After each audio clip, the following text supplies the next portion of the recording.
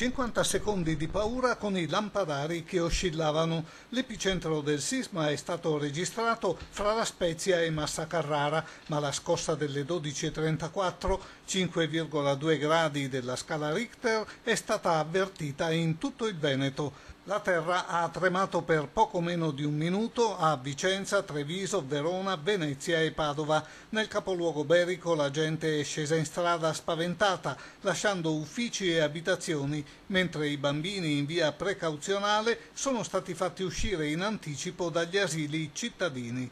A Padova, al Palazzo del Bo, docenti e studenti hanno abbandonato precipitosamente l'edificio. Centinaia le telefonate ai vigili del fuoco del Veneto per la richiesta di informazioni, allertata la Protezione Civile. La scossa si è sentita anche qui. Sì, si è sentita anche qui, però qui per fortuna è stata abbastanza debole perché l'epicentro è lontano da qui. Nelle città di Venezia, Padova, Treviso e Vicenza sono in corso verifiche sulla staticità degli edifici comunali. Al momento non ci sarebbe stata nessuna segnalazione di danni né alcuna richiesta di soccorso. Altre 6 scosse più lievi si sono registrate fra le province di Massa e Lucca fra le 13 e le 14. Una scossa più forte di magnitudo 4,2 della scala Richter è stata ancora avvertita in tutto il Veneto alle 14:12. Vigili del fuoco e protezione civile restano in preallerta e continuano a monitorare la situazione.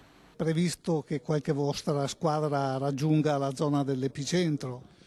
Questo qua dipende da quello che verrà visto sul posto e dal coordinamento che verrà fatto, perché noi abbiamo la direzione interregionale che poi è in contatto con le altre regioni in base alle necessità, se c'è bisogno ci chiama e ci fa partire delle squadre nella zona.